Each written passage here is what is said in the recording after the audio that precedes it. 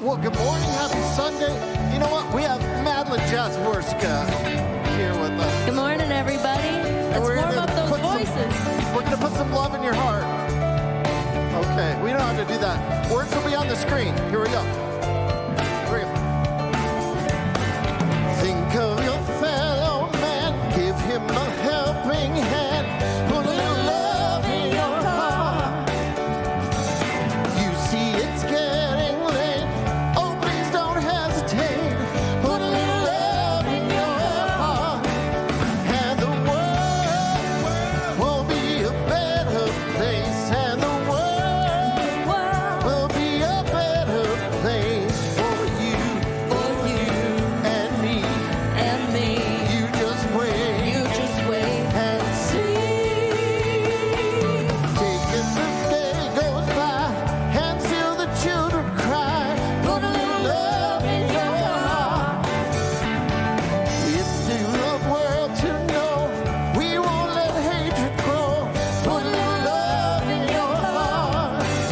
And the world will be a better place. And the world will be a better place for you and me. You just wait and you'll see. Wait and see. Around, and if you're feeling down, put a little love in your heart. I hope when you decide, kindness will be your guide. Put a little love in your heart. And the world will be a better place. And the world will be a better place for you and me. You just wait and you'll see. Yeah, put a little love in your heart. Put a little love in your heart. Oh yeah, put a little love in your heart. Just put a little love in your heart. Oh yeah. Fantastic, Tom Litch, Maddie Jasworska. So blessed to have you with us today. Thank you to this incredible band. So grateful to have Tom Litch with us, right, Michelle? Oh, most definitely. Welcome to Mile High Church. I was speaking with one of our practitioners recently who told me a story about being in a small group with Delma Teal, a beloved practitioner here and Dr. Rogers' mom. And someone asked her, do you live alone? And Delma responded, I am never alone. To ensue this idea that she knew that God was always with her. And if you get anything from being in this sanctuary in person or online, week by week, we do healing in community this year to remember when we're here that we are never alone and that God is always with us. That's beautiful. Thank you so much, Reverend Josh. Beautiful, beautiful. And we take time each week to allow ourselves to remember the vision and mission that guides and uplifts this beautiful community. And we'd love for you to say those phrases out loud with us now. You'll find them on your screen. Let's start with our vision. Oneness revealed.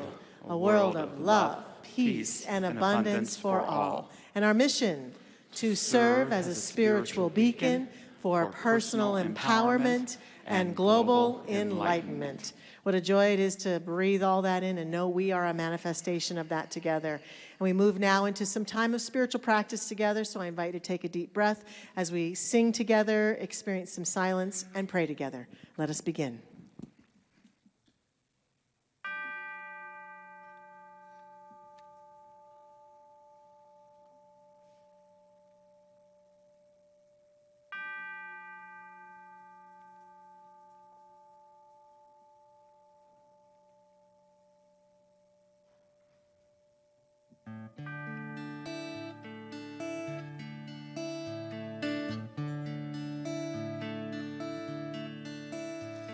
Surely the presence of God, it's in this place. I can feel the mighty power and the grace. I can hear the brush of angel wings. I see glory on each face.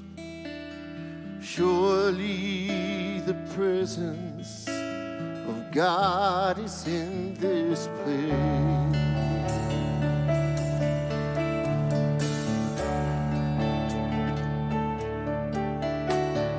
Surely the presence of God is in this place. I can feel the mighty power and the grace. I can hear the brush of angel wings. I see glory on each face.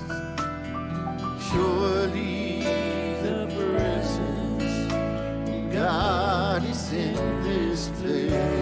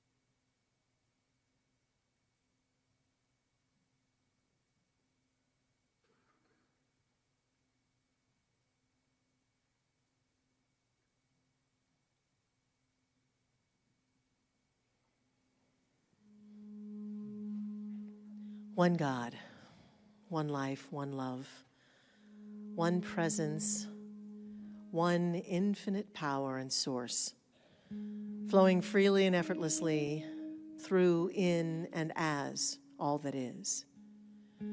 Oh, we breathe this reality of beingness in right here and right now, in recognition and celebration of the truth of life itself, calling our awareness into the conscious concepts of oneness, the truth that is always pouring through all of creation.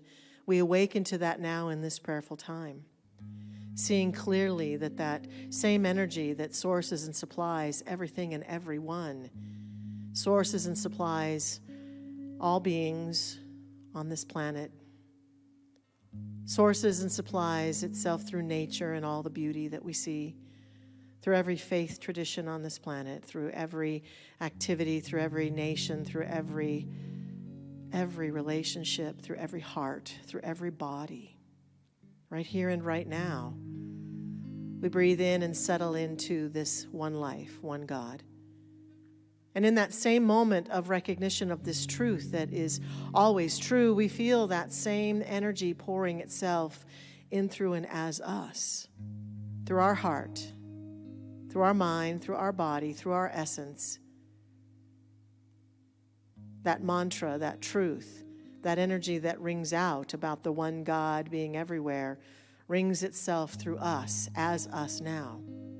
It is that call that calls us into this greater, deeper, more profound walk in the infinite, as the infinite, that calls us to be together today in community. That same inner voice that invited us, encouraged, urged us to step out of our homes today and into the Mile High Church sanctuary, or to tune in online to the Mile High Church service. Whatever it is the call that calls us back to the truth of who we are, that says, "Oh, my beloved, you are that which I am." Let us be reminded of that truth, so that we may be more alive and attuned to the reality of our own being, and we may live that out and be an inspiration for all whom we come in contact with. So for this purpose, we come together. For this purpose of healing and wholeness, we come together. And what a joy it is to be reminded of this truth and to feel it weaving itself through us right now and through this beloved community. We stand together in the one as the one light, the one love, and we shine brightly for each other, for ourselves, and for our world. And I'm so grateful for this truth of who we are right here and right now, for it revealing itself so clearly to us and as us in this very moment. And in this heart of gratitude, I simply release this word now into the action of that law, releasing this prayer, knowing that it is done as it has been spoken, letting it be and letting it go. And so it is. Amen.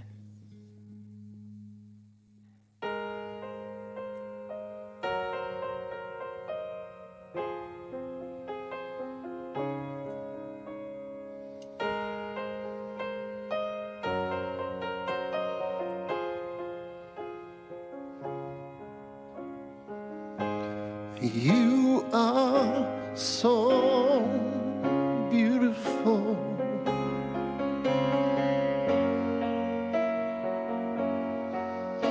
To me, you are so beautiful.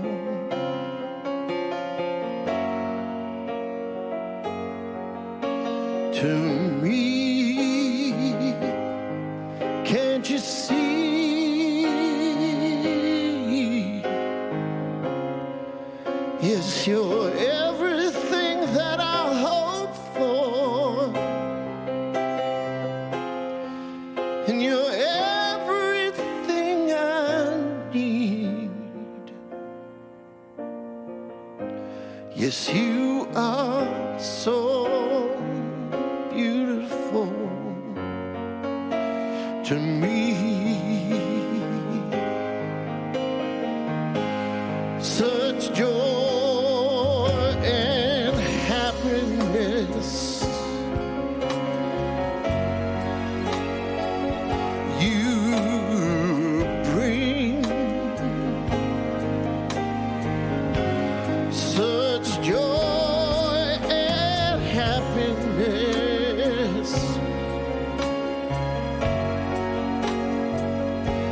you bring. You're just like a dream.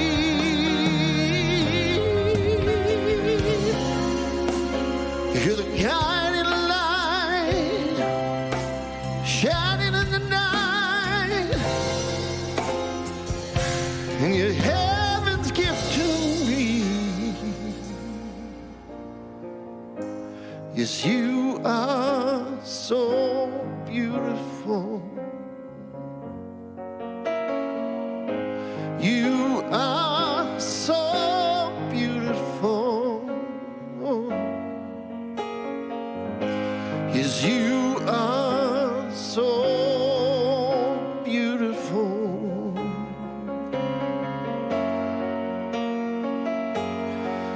to me.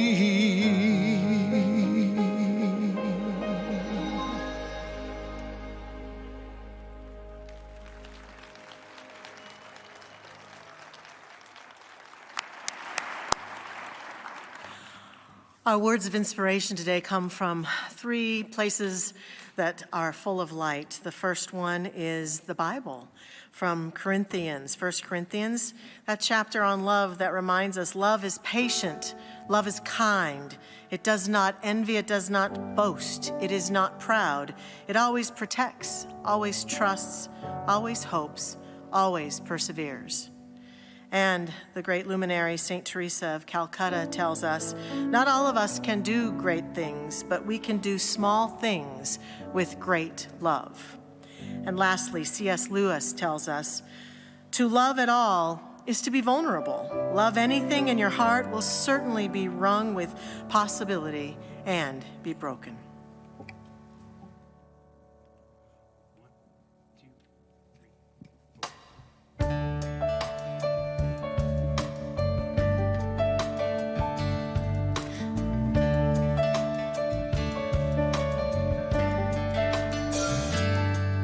I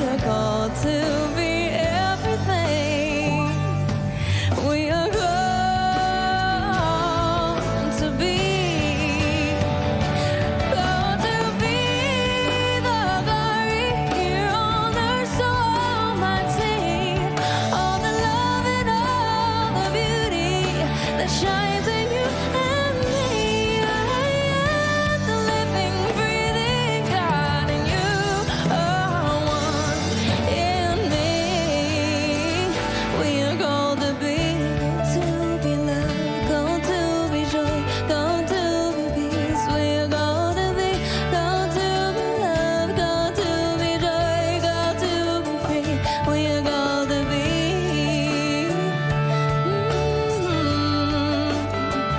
We are called to be.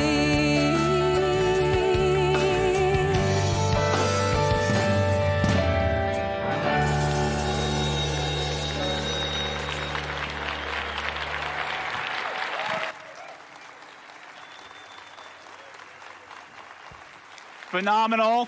Thank you, Maddie Jeswerska. Thank you, Tom. Tom, you are so beautiful to me. I don't know why I'm called to share that with you, but it's true. Randy, Bijou, Mark, Rob Lowe, our band leader. Thank you so much, Rob.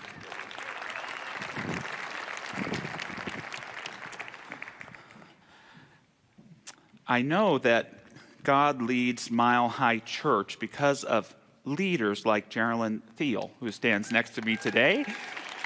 Geraldine has been a practitioner here for over 30 years, and she's been a part of our staff for more than 10 years, and serving most profoundly as our practitioner director these last several years. We have almost 300 practitioners.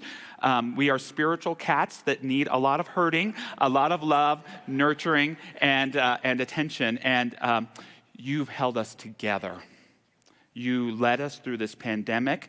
You brought us warm, sweet love and tough love when we needed it. You made me a better leader here, and you held me accountable, and I am so grateful for you. And it is time for you to stay a part of Mile High Church, but to retire from your staff role here. And it was so important that we just got to acknowledge you and your incredible service this morning. Thank you. It's been an absolute honor and a complete joy to be in service this way. I love Mile High. I can't wait to come back and just be a participant. Well, kind of, but you know what I mean. Thank you. Thank you, Geraldine.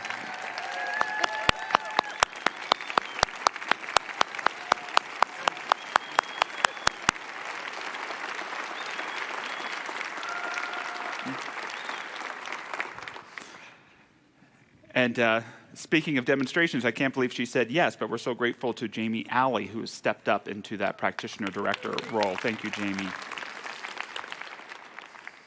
Good morning. My message this morning is how to say I love you. You might think it's in the title. When I was 14 years old, I was watching TV, as 14-year-olds do, and there was a rerun of the Mike Douglas show. And the guests that morning were John Lennon and Yoko Ono. It's a really interesting interview talking about politics and the war and things going on at that time. And there was a commercial break, and it came back, and there was this segment. And it's John and Yoko, and they have a phone book. You remember those?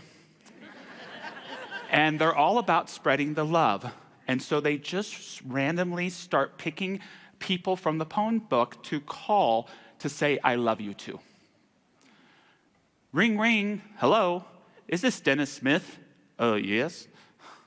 This is John Lennon, and I'm here with my wife, Yoko Ono, and I just called to tell you that I love you.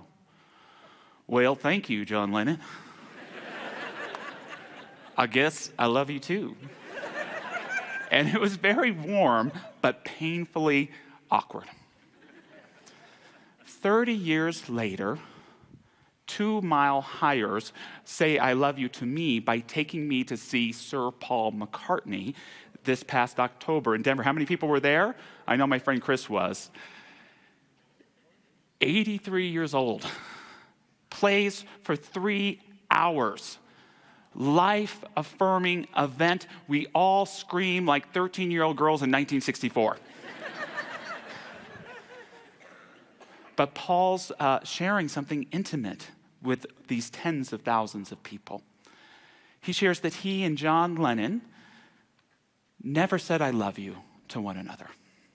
John Lennon shot and killed in December of 1980. 3 weeks after I was born, my mom said it was one of the only times she ever saw my father cry. You're going to see me cry probably twice in this sermon this morning.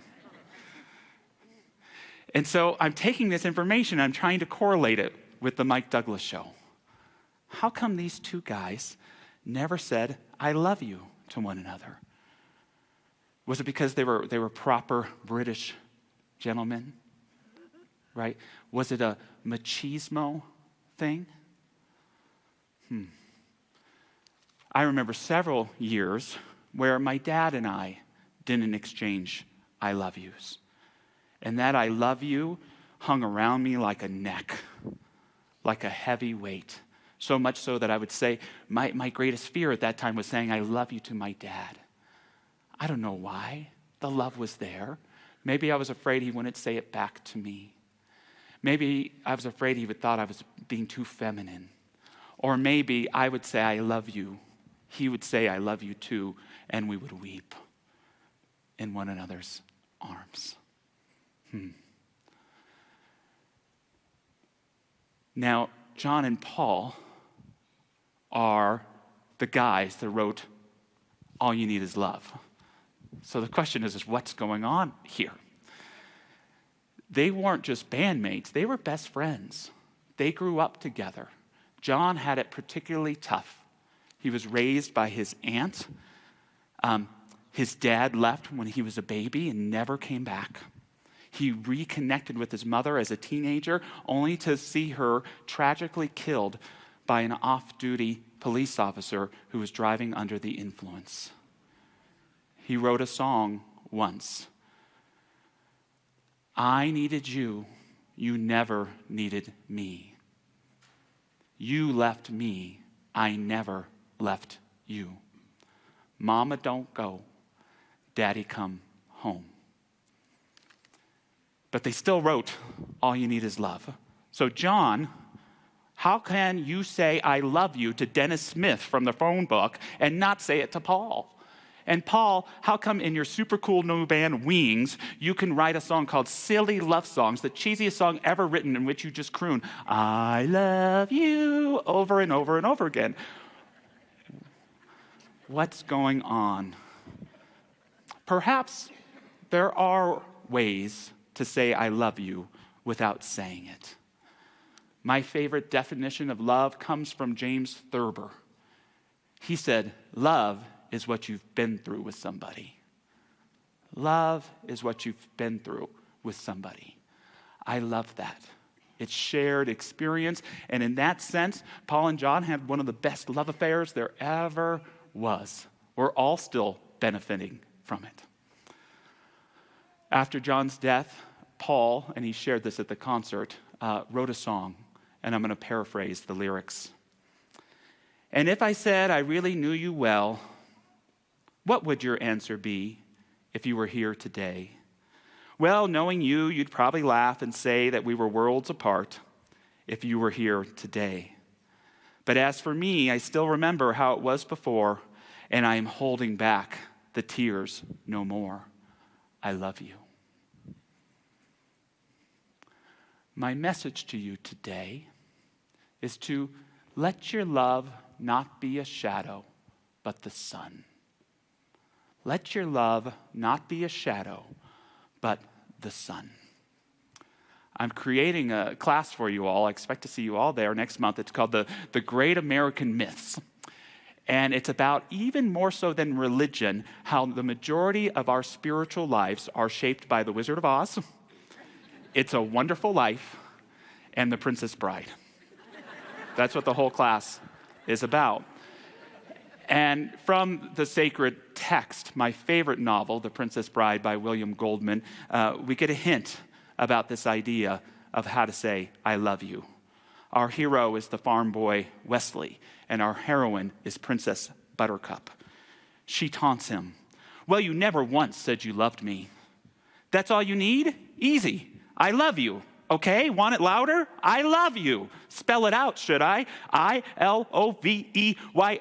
Want it backward? You love I. You are teasing me now, aren't you? A little maybe. I've been saying it so long to you, you just wouldn't listen. Every time you said, farm boy, do this, you thought I was answering as you wish, but that's only because you were hearing wrong. I love you was what it was, but you never heard, and you never heard. It's never too late to say, I love you. Do you know why? Because love is always listening, and love never dies. The Princess Bride also tells us not even death can stop true love. It can just delay it for a little while. Love never ends, but it perhaps is like Anais Nin said. Love never dies a natural death. It dies because we don't know how to replenish its source. It dies of blindness, errors, and betrayals. It dies of illness and wounds.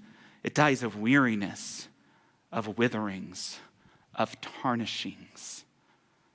Don't let your love be a shadow, but allow it to be the sun.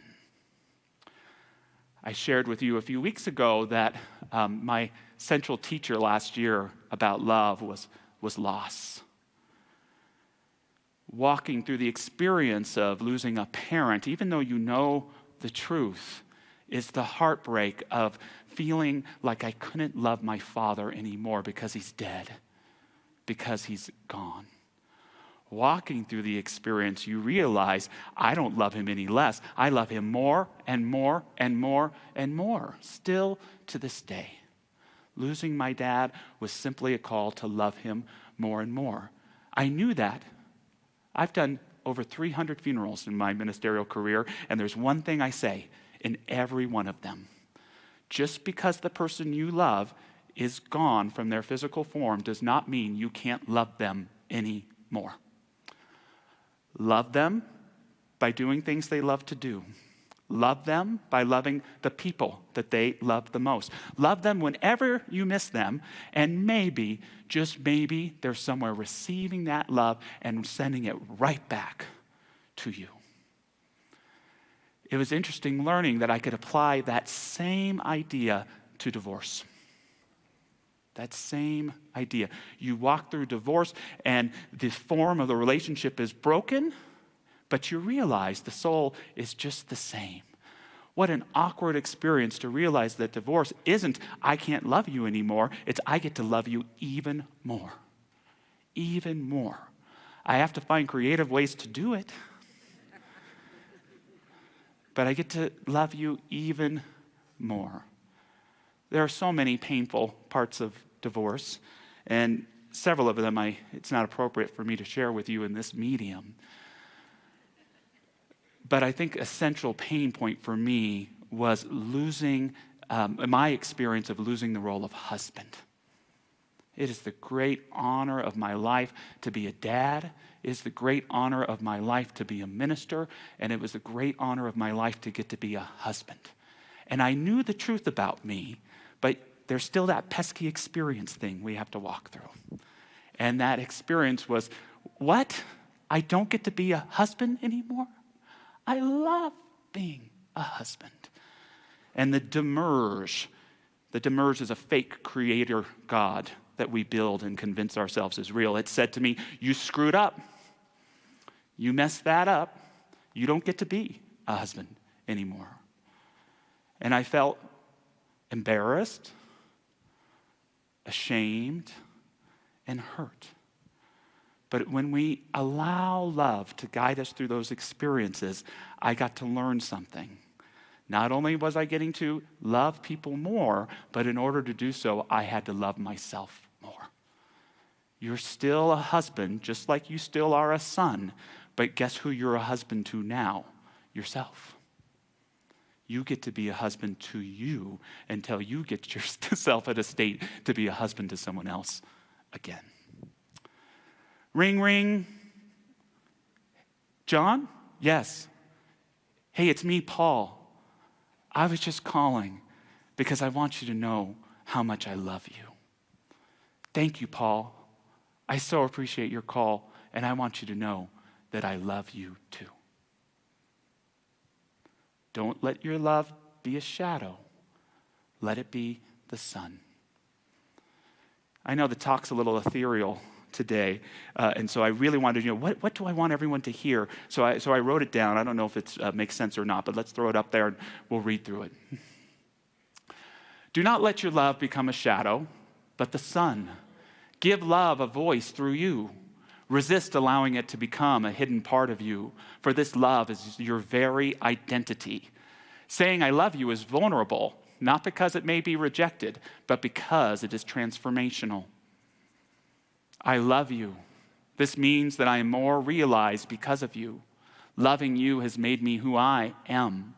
I am more who I am because of who you are. Remember, speak your love, no matter if they can hear it, because love is always listening. Love is saying I love you.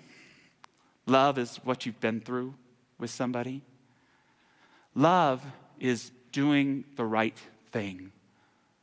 Love is doing the right thing. Even when you've done the wrong thing, love is getting back to doing the right thing. Love is freedom, but it's also responsibility. When we're doing the right thing, we are a loving presence for countless numbers of people. Do you know that you, yes you, are loving countless numbers of people every day in how you show up, in how you nurture and take care of your own consciousness, and how you open the door for someone, and how you smile in line at the supermarket? All the time, you're not saying it, but you're showing it. I love you. I love you. I love you. I love you. I love the story of Bob Trumpy. I don't know if he was MAGA, but he was Trumpy. Sorry, I just couldn't help it. Bob Trumpy, a great NFL player for the Cincinnati Bengals, great sportscaster, hosted a long-time sportscast in Cincinnati. He was a Cincinnati Bengal as well.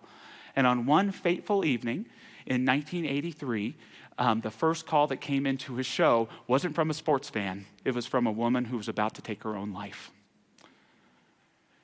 She said her name was Sugar. She shared that she had a teenage son. She was clearly inebriated and shared that she had a problem with alcohol. She shared that her husband beat her up regularly.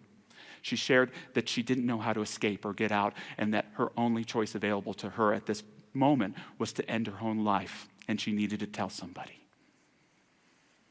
Bob's plan for the show didn't happen that day. He stayed on the line, live on the air, with Sugar for 2 hours. I'll share the news report from the next day. November 11th, 1983. Trumpy, who also serves as an NFL commentator for NBC, kept the woman on the line while station manager Randy Michaels called the city's suicide prevention line for instructions and help. He said Cincinnati Bell was unable to trace the call because the woman called in one of the station's buffer lines, used for contest calls. Trumpy spent more than 2 hours trying to get the woman and later her son to reveal their address and phone number. Finally, at about 8:30 p.m. Eastern, Sugar's son revealed their address. The announcer talked with them for several more minutes before Michaels took him off the air. Trumpy then embraced his wife, who had arrived at the station, and sobbed. Don't let your love be a shadow, but the sun. Love is doing the right thing over and over and over again, and you will fall down and you will make mistakes. Get back to doing the right thing, and you will be saying, I love you to whoever you're around. As ministers, we talk to people from time to time who ask the question, what do I say to this person I care about who just lost the person they love the most? What do I say to this person who is facing a terminal illness? The answer, very clear, it doesn't matter what you say. Just be there. In fact, the person is going to be in such a fog that they're not even going to remember anything you say, so why say anything at all? But they will remember that you were there for them. And that will make all the difference in the world. Or as a beautiful congregant shared with me a couple years ago, Dr. Patty's here. She said the most meaningful thing is Dr. Patty called me one day and said, I just called to cry with you. That was the most loving thing that could be done for her in that moment. We have that ability to do the right thing and to be there. But it's another thing to remember about how to say, I love you. You can say, I love you. You can share experience. You can do the right thing. But love is also risk. Love is also risk. What are we risking? Simply our fear about our own becoming. When we're willing to risk and reveal love, we become who we are, which means we are no longer who we were, but who we have now shown up to be. I used to live in Seal Beach, California. I lived right on the beach until that no-good Roger Teal called me and said that your home is in Denver, Colorado. Ring, ring. Hey, Roger, this is Josh. I'm sorry I called you no good, and I love you. Thank you. Come on. But every week, I'd go into the ocean, and Heraclitus was right. There's no such thing as stepping into the same river or ocean twice.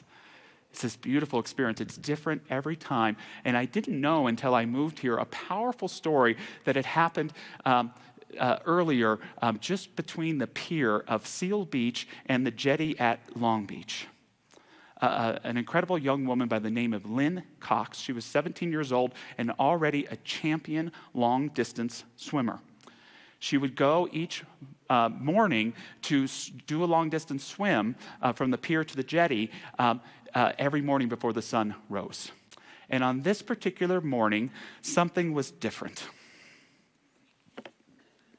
I got in the water in the very early morning before the sun had risen, and the water was pitch black.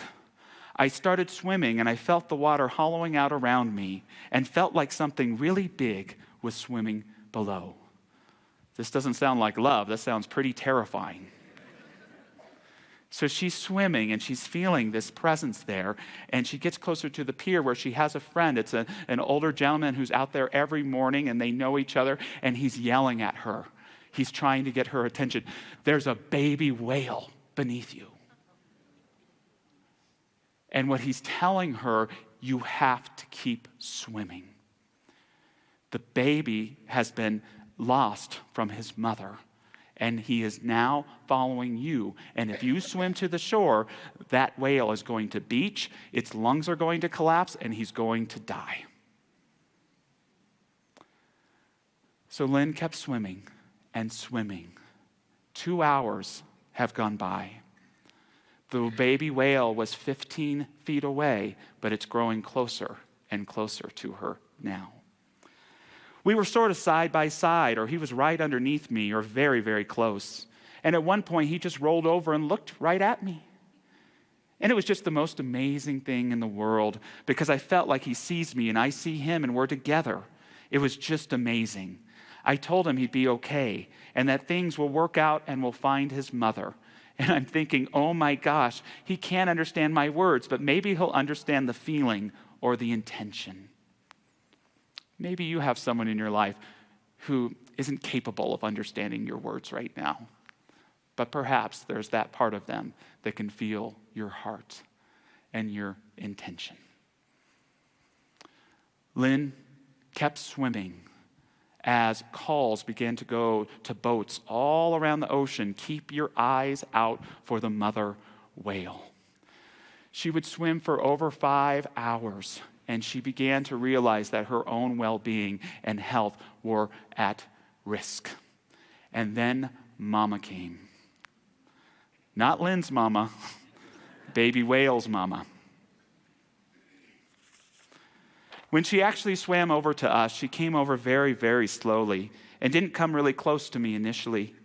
But a few minutes later, she came right next to me. And you know, when a mother whale comes next to you, it's like a bus pulling up beside you. And I backed away some because I was afraid. I mean, the animal's 45 feet long. And to be in the water with something so huge is frightening, because just one push of her fin or anything, I could be hurt. So I tried to tell myself, just be calm. Just float on the water. And if she doesn't want you around, you will know that very quickly. So I saw them together, and it was one of the most beautiful things I've ever seen in my life, to see the mother and baby reunited.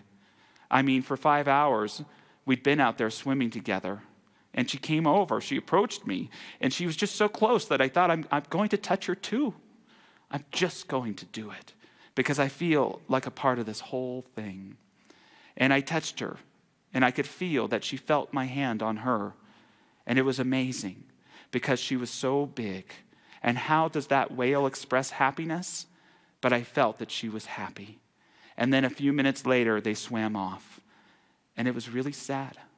It was like this was the moment you've been trying for the last 5 hours, but now that baby was gone. This is a story about a young woman named Lynn Cox who saved the life of a baby whale. But it's also the story of a baby whale who saved the life of Lynn Cox. Love and loving is like reaching out to touch a 45-foot whale. It demands risk. It demands the knowing that who you once were isn't who you are now. It's not the risk, again, of being rejected. It's the risk of transformation. Don't let your love be a shadow, but the sun. Love is what you go through with everybody. Love is doing the right thing, even after you've done the wrong thing, over and over again. Love is risk. It doesn't have to be monumental. It can just be little bit. Lastly, I love you. Do you want to hear it louder? I love you. Do you want me to spell it out for you? Yes. I-L-O-V-E-Y-O-U. Do you want it backwards? You love I.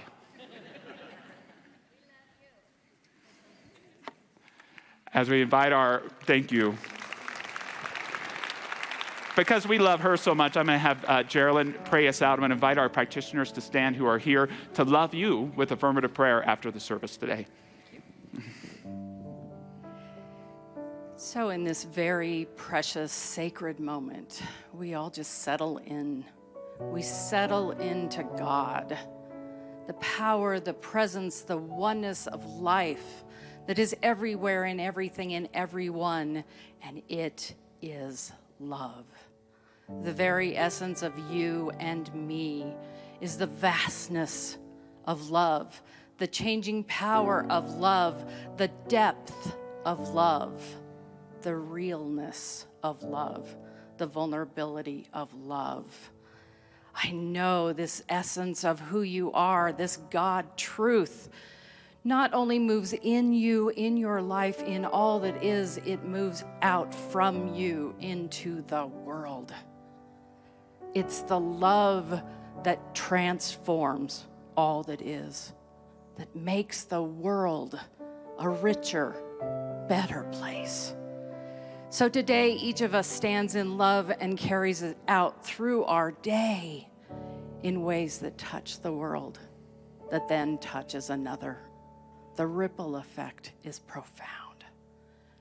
So I give thanks in this moment for the love of each of you, for the love of God that flows so beautifully in everyone and everything. I give thanks for the courage each of us has to take a stand for love, to know that in that we do impact the world. So I give thanks for you. I give thanks for Mile High Church. I give thanks for this place to be a beacon of light. Thank you, God. Thank you, Spirit. Thank you, life. And with that, we let go in love, in peace, and in trust. And so it is. You know it's getting late, so please don't hesitate. Just put a little love in your heart. We want the world to know. We won't let hatred grow. Put a little love in your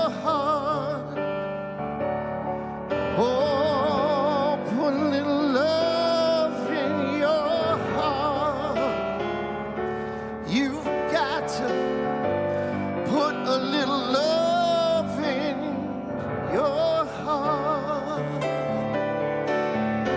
Put a little love in your heart. Put a little love right here.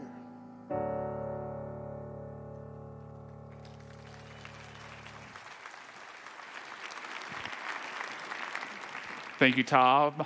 Thank you, Rob. We now move into our time of offering. We're so grateful to have you all with us, and we are so grateful for the abundance and the giving we receive here at Mile High Church. Michelle, it's so good to see you today. You look gorgeous today. Where'd you thank get you. that top? It's nothing. I just got it like at a thrift store or something. I don't even know if I paid $1 for it. It's old and ratty, but it's fine. I It's see. fine, you know. I just demonstrated what we're going to talk about in our workshop today at 11:30 over in the Vote Auditorium, the power of receivership. And if you're somebody who, when someone compliments you, tries to help you, support you, give you anything, that you find yourself deflecting it, well, you might be deflecting abundance in your life. And so if that is your story, please join me for about an hour and a half, 11:30 to 1 over there. I'd be happy to see you there. I am so excited that you've reignited this financial wellness ministry with us, Michelle. And I think it's about abundance. For a lot of us, it's about healing. It's about healing our relationship with money. And what we want you to know is here at Mile High Church, we have no issues at all receiving your abundance. Yeah. We are so grateful for every dollar you invest in this place. And I'm so grateful to be a part of the stewardship of the spiritual community that takes every dollar that you give very seriously and very sacredly so that we can invest it in co-creating a spiritual community that is transformative in people's lives. Thank you so much for all of your gifts. Thank you. And we love Reverend Josh, don't we? Yeah. So with the abundance of this beautiful message today and service, I invite each one of us just to take a deep breath and consider what we're planning to give and share today. And if you want to put your hand over your heart as we say our blessing together, please join us for our affirmation. Divine love as me blesses and multiplies all that I am, all that I have, and all that I circulate. And so it is.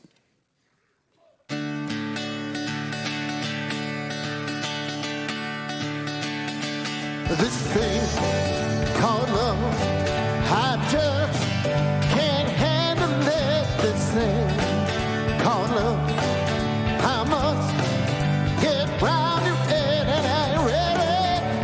Crazy little thing called love. This thing called love, it cries in a cradle all night. This thing called love, it shakes all over like a jellyfish. I kinda like it, this crazy little thing called love. There goes my baby. She knows how to rock and roll. She drives me crazy. She gives me hot and cold fever, leave me in a cold, cold sweat.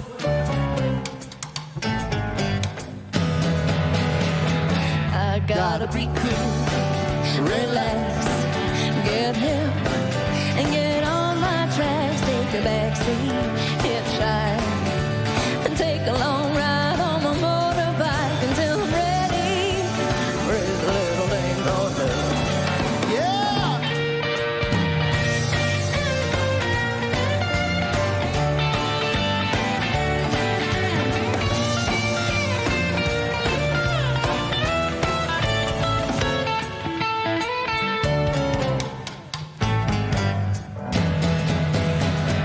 You gotta be cool, relax, get in, get on my tracks, take a back seat, a hitchhike, take a long ride on a motorbike and ain't ready.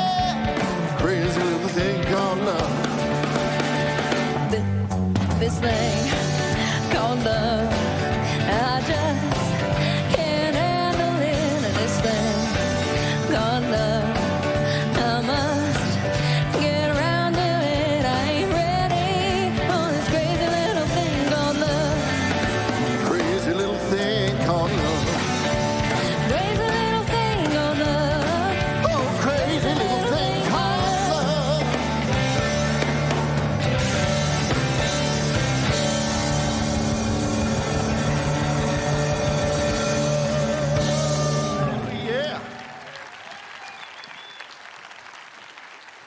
Thanks so much. Beautiful music today. We really appreciate it. Hey, if you're brand new to Mile High Church, whether it's your first day today or you're fairly new to our community, if you haven't stopped by our visitor center, it's right out there in the center of the lobby. It's a really lovely little place with lovely people who would be happy to answer your questions, welcome you officially. They have gifts for you. We hope you'll stop by there and let us welcome you officially. And we hope you'll come back many, many times to join us and be with us. And we've got lots of things going on, don't we? We do. Don't miss today's workshop with Dr. Michelle after services today. Yes. And we have 2 great classes starting this week, one with Reverend Casey and one with Reverend Jackie. Check those out. Also so grateful you're leading all of our midweek renewal services on Wednesdays. And this Wednesday is Ash Wednesday, and you're going to be creating a ritual for us. I am. Since it's Ash Wednesday, we're going to do a metaphysical version of that. So if you want to come and celebrate letting go of something for the Lent season, please join us at 6:30 over in the Vote Center. Thank you, Michelle. It's Foundation February. We're so grateful to all of our Nautilus members who remember Mile High Church when they pass away financially. We're so grateful. We're so grateful for our Executive Director, Mark Pino, and you and your team are creating a great workshop for us next week. Thank you. Yes, Josh, thank you so much. Friends, I'm so excited. Next Sunday at 11:30 in the Vote Center, we're going to have legal and financial experts from the Investment Trust Company on campus to speak to you all related to Focus on Today and Be Prepared for Tomorrow. I hope you'll take the time to join us next Sunday. If you have any questions, please stop by the Foundation's table in the lobby after services today, and we'll be glad to answer those for you. Thank you. Thank you, Mark. Thank you to the board for all that you do. With that, if you'd like, stand with me. We'll say a benediction. Repeat after me. Something wonderful is happening to me right now. It is this thing called love. Love is in my mind, my body, and all that I do. I give thanks for it, and I accept it. Just the way that it is, and just the way that it is not. Thank you, love. Thank you, life.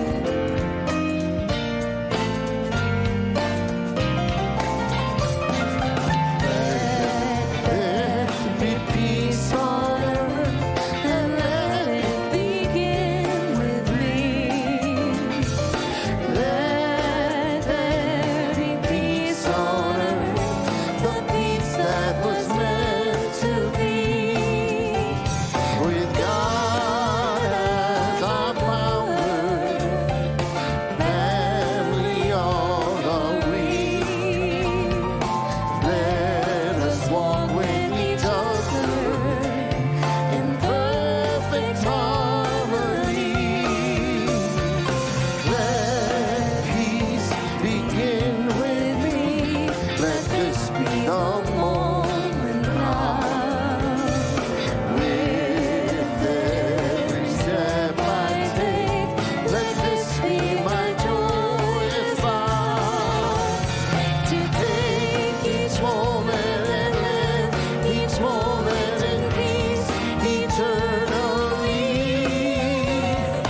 Let there be peace on earth, and let it begin with